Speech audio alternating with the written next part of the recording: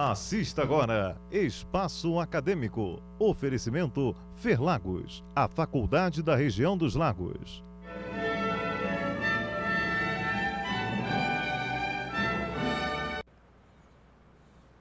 Olá, Espaço Acadêmico. Hoje temos o prazer de receber Gerson Tavares. Espaço Acadêmico é um programa da Academia Cabo Friense de Letras. Gerson Tavares, eu vou me permitir ao telespectador tecer algumas considerações sobre o seu mini currículo vitae.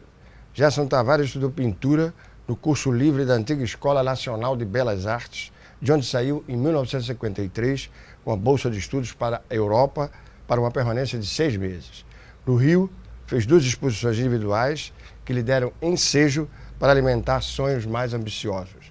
Em Madrid, em 1953, realizou sua terceira individual. No Rio, fez 2 exposições e a experiência europeia foi muito longa, 5 anos, rica e variada. Muitas viagens, muitos museus. Espírito inquieto, ávido de conhecimento, em contato com os grandes centros culturais, o jovem bolsista começou a dar importantes mostras de mudanças. Em Paris, aos poucos descobriu o cinema, frequentando exaustivamente a Cinemateca Francesa e os inúmeros cineclubes.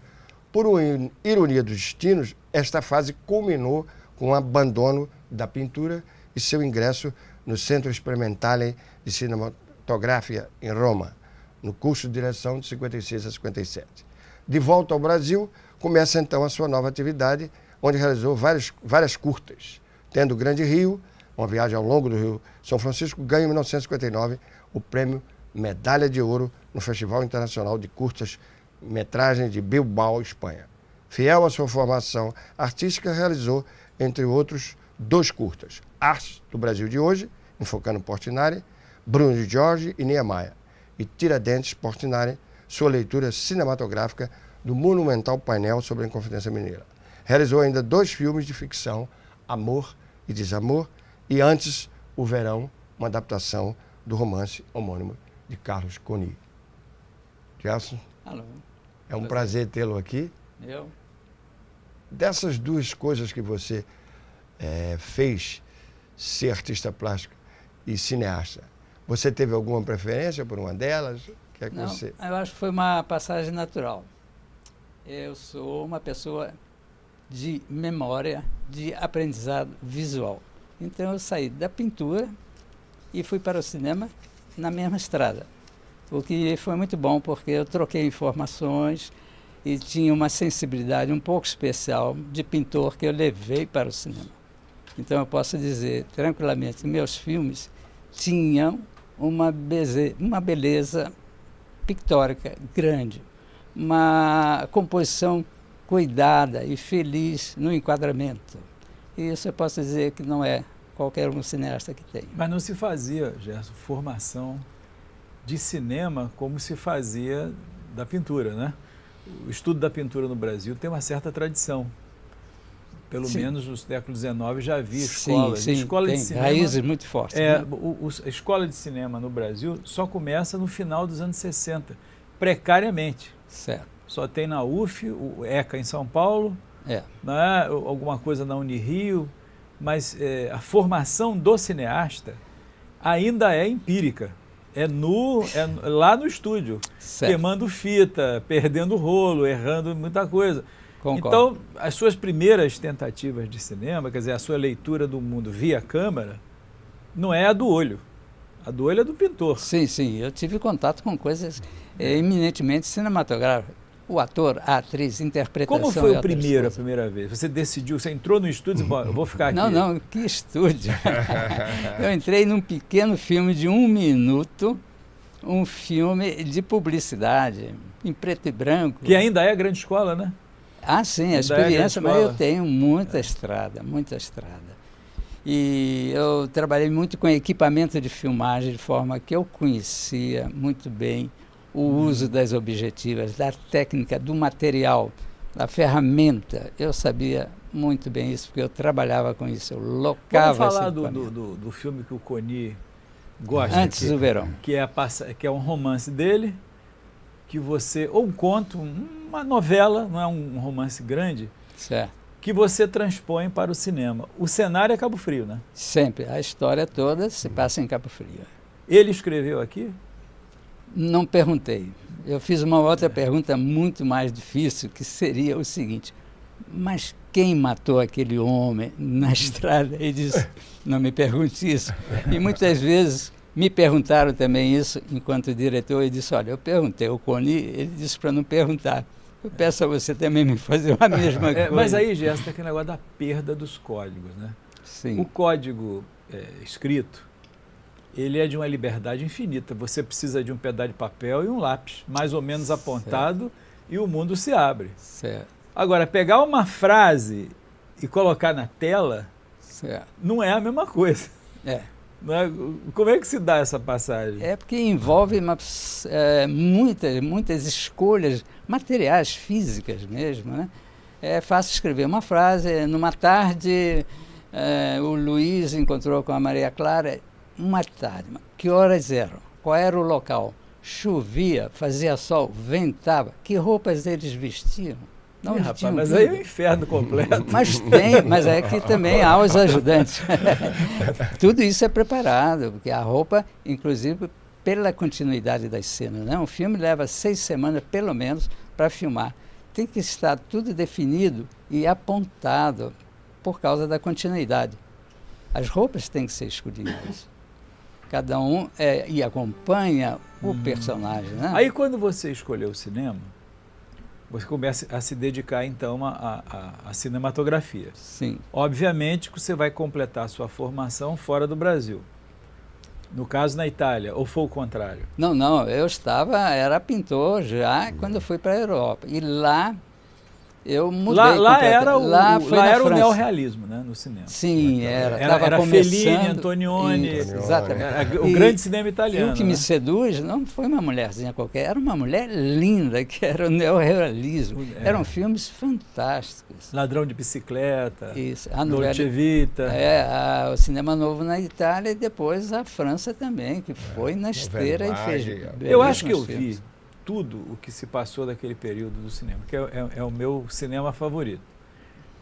E desses filmes todos, o que ficou na minha memória para sempre é Il Sorpasso, com Vittorio Gassman, que eu nunca mais consegui ver. É raro esse filme. Aquilo é uma coisa fantástica, né? E muito simples, né? Muito simples. Que era como o cinema novo fazia. Não tinha dinheiro. Você filmou os Cafajestes aqui, não foi? Eu participei, não fui diretor, eu participei. Você era Mas era um filme feito com pouquíssimo dinheiro, pouquíssimo. E a grande revolução do cinema novo, tanto na Itália como aqui, é que conseguiram fazer um cinema de ótima qualidade, muito atual e com pouquíssimo dinheiro, porque não havia dinheiro, simplesmente não havia. Foi foi a única vez que a hegemonia de Hollywood balançou. Balançou, exatamente. Foi a única vez neste século que a hegemonia de Hollywood deu uma balançada. Com pouco dinheiro, conseguiu se dar uma balançada. Porque também houve uma concentração de gênios.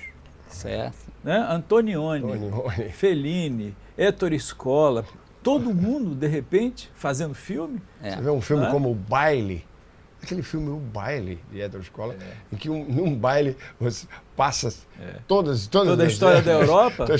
E isso marcou profundamente uma qualidade, uma vertente europeia de cinema que vigora até hoje. É verdade. Porque o cinema europeu é um cinema de autor.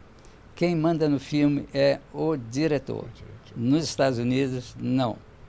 É uma indústria poderosa que, às vezes, algumas fazem filmes bons também, mas quem manda é o produtor, mas já vamos falar um pouquinho o seguinte.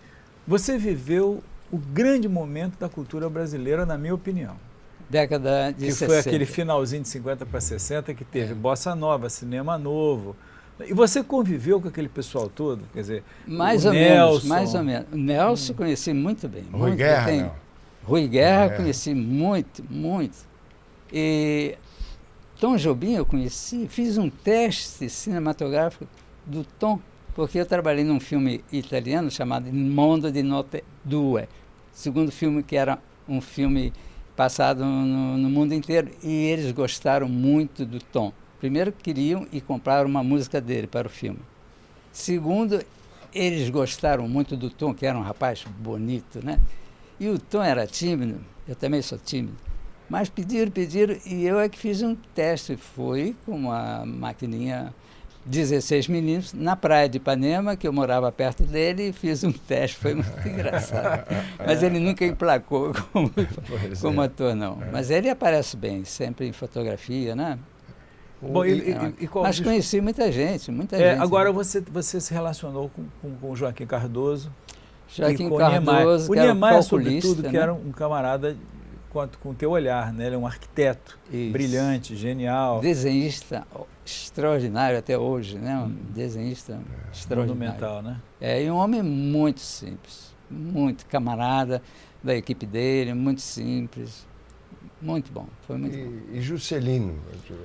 O Juscelino foi muito interessante, que quando eu rodei o filme que ganhou o primeiro prêmio, o Grande Rio, eu fiz 3 curta-metragens em sociedade com um amigo meu italiano que veio com um filme virgem para filmar, etc. E fiz ao mesmo tempo, foi um prodígio, tive uma estreia extraordinária. E eu fui a Brasília filmar Brasília. E, de repente, eu estou filmando e aparece um carrinho vazio, e daqui a pouco vem Israel Pinheiro e presidente para entrar no carro. E eu dei uma corridinha lá e peguei no braço do Juscelino, Presidente, por favor. Ele me olhou e disse: o que é? Por favor, eu estou fazendo um documentário, o senhor pode parar 3 minutos aí para eu filmá-lo? Pode sim, pode, mais rápido, porque o sol está de amargar. E eu fiz essa cena. E depois, esses 3 filmes foram feitos, um deles foi premiado internacionalmente, teve uma repercussão aqui no Rio, pelo menos, muito boa, e resolvemos, eu e meu sócio produtor, a doar ao Juscelino a medalha de ouro que tínhamos recebido. Vamos fazer um breve intervalo e voltaremos dentro de um pouco ainda. Tem história hoje, hein? Gerson Tavares. Tem história hoje.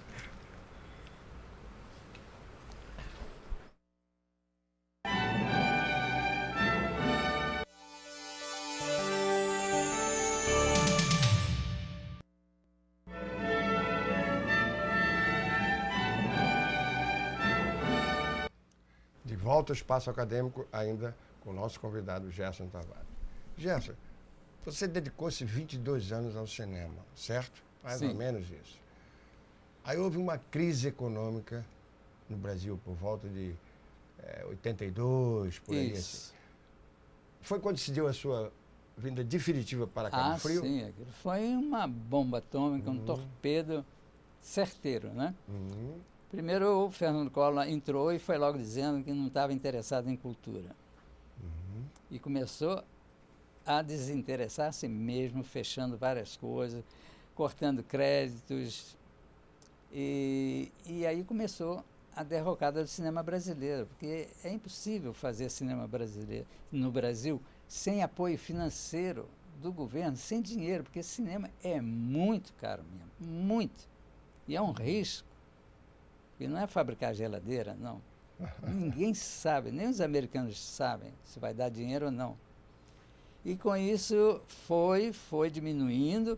Havia muitas produções estrangeiras que vinham ao Brasil filmar, começaram a desistir, e por aí foi, e deu no que deu. Aí isso, de certa forma, promoveu, ou levou você a voltar, vamos dizer assim, para as artes plásticas, né? Porque você... Aí eu fiz uma faxina completa na minha vida. Eu não queria mais continuar com a minha atividade paralela, porque viver de cinema era muito difícil. Eu tinha uma firma pioneira de locação de equipamentos de filmagem. No Brasil, eu organizei isso e foi vitoriosa. O que eu ganhei na vida é devido a essa firma, Verona Filmes. E eu comecei a vender aquilo apressadamente e não tinha mais esperança de... Não conseguia botar meus projetos de filme em pé. Eu queria muito fazer um filme baseado num quarto de despejo. Foi um filme de um best-seller no Brasil. Da Carolina Maria Jesus, né? Exatamente. Escrito por uma negra favelada paulista. Escreveu um diário, foi traduzido para uns 38 países, pelo menos. Eu queria fazer e não conseguia botar aquilo em pé. Aí disse, para. Comerciante de cinema eu não vou ser, eu quero ser diretor, então não tem filmes para fazer, eu fechei. E como eu tinha um filho pequeno, com 3, 4 anos, eu vou para Cabo Frio, que é uma cidade que eu já gostava muito, já tinha um pequeno apartamento, e vim para cá começar minha vida de novo, e aqui estou com boa saúde, graças a Deus. Né? Então você aí colheu nesse período, nessa volta, vamos dizer assim, você participou de várias coletivas. Parece que em 1991, no Clube Militar, você ganhou ganhei uma um medalha lindo de prêmio. ouro, né? Eu tenho uma afinidade com medalhas de ouro muito boa. Exato. Ganhei uma medalha de ouro lá, mas era acompanhada de um diploma, de uma medalha de ouro, de um cheque bom, de uma semana num hotel Otom que eu escolhesse na cidade que eu quisesse. E eu escolhi Recife. Porque eu queria muito ir a Fernando de Noronha, compreende? Coisa maravilhosa. Inesquecível. Esses prêmios já não se fazem mais. Muito bom. E participei de outras coletivas também. E Gerson, o que você acha desse renascimento do cinema brasileiro dos últimos 5, 6 anos para cá? Teve coisa boa, né? Mas muito em cima do patrocínio da Globo. E dependente ainda do dinheiro público. Porque é muito claro, como eu disse. Mas a qualidade que é o fato mais importante, porque antigamente, na minha época, se fazia cerca de 60 filmes por ano. Hoje se faz 15, mas a qualidade é muito boa. A média, o padrão, finalmente nós chegamos perto de um bom padrão de cinema internacional, sobretudo no som. O som melhorou muito. Uma deficiência no cinema brasileiro. E os filmes são muito atuais, são muito brasileiros. Tem um grupo da minha terra, de Recife, não tem impressão que é Cláudio Assunção, qualquer coisa assim, Assunção, que fez Amarelo Manga. Amarelo Manga é um filme que eu gosto muito. É um soco no estômago terrível, mas muito bom, muito bom. Agora também tem Você acha que essa tecnologia do cinema brasileiro melhorou por causa do treinamento das novelas? Porque a novela forma muito quadro, né? Ator, técnico. Não, acho que não. Eles estão filmando agora em 8mm, inclusive, algumas. Quem ganhou com isso, sim, foi a novela, foi a TV, com a passagem de diretores profissionais de cinema para lá. Televisão. Tanto que hoje ainda, quando a Globo faz uma minissérie, que são as coisas melhores da TV, eles chamam um diretor de cinema. A Tizuka já fez, com o pessoal deles. O Nelson já fez. Né? Isso. Vai estrear agora o Ariano Suassuna, né? Com a Pedra do Reino. Pedra do Reino agora. Porque a linguagem é diferente. E quem manda é o diretor. Isso aí é muito especial. Desculpa eu falar, eu sou diretor, mas o ator, nas novelas, ele está soltinho, ele faz o que quer e não é bom. Eu não vejo quase nada de novela. Porque eu sei que ele está solto, ele está ruim e ele não sabe. E ninguém tem mão, há uma pressa enorme, há muito dinheiro envolvido, tem que fazer rápido, porque eles têm que cumprir aquela tarefa diária, né? Não é? E no cinema não é assim, não. A gente repete 3, 4, 5 vezes uma cena até ficar bom. Eu vi e o ator ouve muito o diretor. Eu vi uma entrevista uma vez, uma ocasião, do Arnaldo Jabor, ele dizendo por que tinha desistido. Foi exatamente isso. Porque isso que você falou. E um ótimo diretor de cinema. Exato. Problemas exatamente econômicos, de não ter... Agora, Gerson, me mata uma curiosidade. Você disse que uma vez deu carona para Clarice Lispector. Essa deve ser a melhor parte da sua biografia, né? E a pior de motorista de carro. Né? Como é que foi essa história? Eu estava dando uma carona a uma mulher ilustre também, que era filha do José Lins de Rego, um grande escritor, porque eu queria filmar uma história dele, que a Globo depois fez uma minissérie. Riacho Doce, eu acho? Riacho Doce, exatamente. Isso, Mas, curioso, a Globo não tem coragem de fazer o personagem como é na história. E eu faria, que é um negro. Aquele homem, aquele pescador, né, era um negro. Aí ficou branquinho, de olhos claros e loiro na TV Globo. Um clareamento, né? Curioso, mas e aí, né? você... E eu dei carona para ela e ela estava acompanhada com a Clarice Lispector, né? E vieram no meu Fusca. Eu sempre tive carros modestos, porque o meu dinheiro era para outro destino.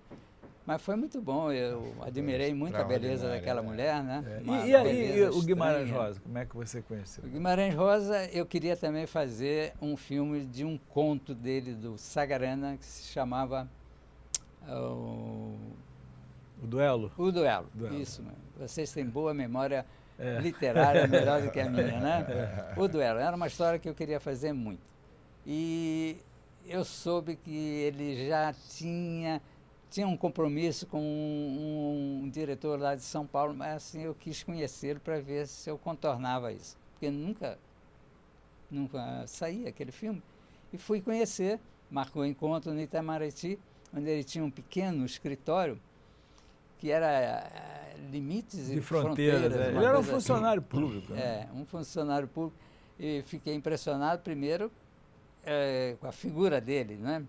Ele era muito branco, muito elegante, com gravata borboleta, muito limpinho, fumava cigarro com piteira e falava com muita elegância e muito sofisticado, sabe?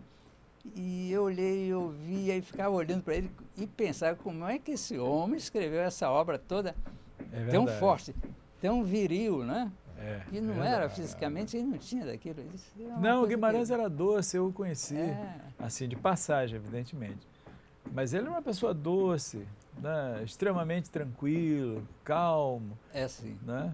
Mas também acho que leal, porque ele tinha prometido e me negou os direitos autorais para fazer o filme. E o filme, afinal, foi feito? Eu me lembro que foi. Anos depois, sim. Foi feito. E o meu enfoque era completamente diferente.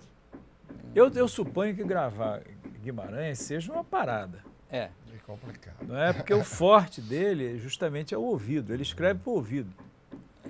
Ele não escreve para o olho. Certo. Quem escreve para o olho é o Graciliano. O Graciliano. Por isso que a transposição de Vidas Secas do Nelson e o São Bernardo do Leon Richman são clássicos. Certo. É quase como a transposição, não houve transposição, mas o Central do Brasil, que ali foi o roteiro original, mas o tema, né, o realismo passa fácil. Certo. Agora, Guimarães, eu vi. A tentativa que melhor me pareceu foi para a televisão, que foi Grande Sertão Veredas. Exato. Que, na verdade, não é Grande Sertão Veredas, é Riobaldo e Diadorim. Eles reduziram, mas tudo bem, eu achei que a solução foi boa e tal, mas para cinema, as coisas que eu vi, sinceramente, não me agradaram. A Terceira Margem do Rio não passou, o Duelo, mais ou menos. Né? O duelo, eu tinha uma visão mais cinematográfica, sabe? Um pouco do western americano, compreende? Que era uma perseguição curiosa, né? Porque eles passavam um do outro perto e ninguém matava ninguém, não é? Aquela história era muito cinematográfica e me interessava as paisagens de fundo, porque eu ainda tenho aquela ligação pictórica da paisagem, da natureza, compreende? Mas cinema é imagem, então, né? O sertão, aquelas coisas todas que depois vinha a conhecer, né? Era um pano de fundo maravilhoso. O Buriti, aquela força né, da cena brasileira, mas isso, rapaz, é bom. Bom, o Coni esteve aqui, nós estivemos juntos, né? Eu, você, o Coni. Certo. E ele até hoje adora o filme, né? É verdade que ele tem várias cópias? Tem. Eu fiquei lisonjeado quando acabei de fazer o filme, porque ele pediu para fazer uma cópia 16, anos depois pediu para fazer um DVD e tem até hoje. Somos amigos até hoje e soube que é raro um escritor que tem uma obra sua passada para o cinema gostar do filme. O Coni gosta. Isso não é comum, não. Eles geralmente ficam meio aborrecidos. O João Baldo se aborrece? Muito. Mexe. Mas o Coni mesmo disse isso. Eu me lembro lá no teatro, né, que ele veio fazer uma conferência e nos reencontramos e tal. E ele disse, não, eu gosto mais do filme do que do livro. Ele mesmo disse isso. Né? Você levou quanto tempo para filmar? 6 semanas. Que é Aqui todo em Cabo Frio? Não. Tem algumas coisas no Rio. Tivemos a habilidade, é imperceptível. O que é filmado de praia, aqui e lá, porque lá nós filmamos no Recreio, na restinga que existe Aquilo na Barra. aquilo é completamente abandonado. Aquela paisagem. Como os Cafajestes. O Cafajeste foi filmado aqui. Esse sim, esse é mais filmado aqui, porque tinham... Aquela cena da Norma, de nudez, que fazia a alegria da garotada, foi filmada onde aqui? No frente... Que era o primeiro frontal. no frontal do cinema brasileiro. Né? Ficou um chavão muito engraçado. Foi feito no Peró. Foi feito no Peró, que em 1963 era deserto, né? Completamente. Né? Então foi feito Bem, lá. nós, o Espaço Acadêmico agradece, infelizmente Ora, foi um vai prazer. ter que terminar por questão de tempo, mas agradece a presença do artista plástico e cineasta Muito Gerson obrigado. Tavares, que enriqueceu muito o nosso programa com o seu depoimento. Muito bem, gostei muito. Um abraço, Celso. Muito Até obrigado. a próxima. Até a próxima.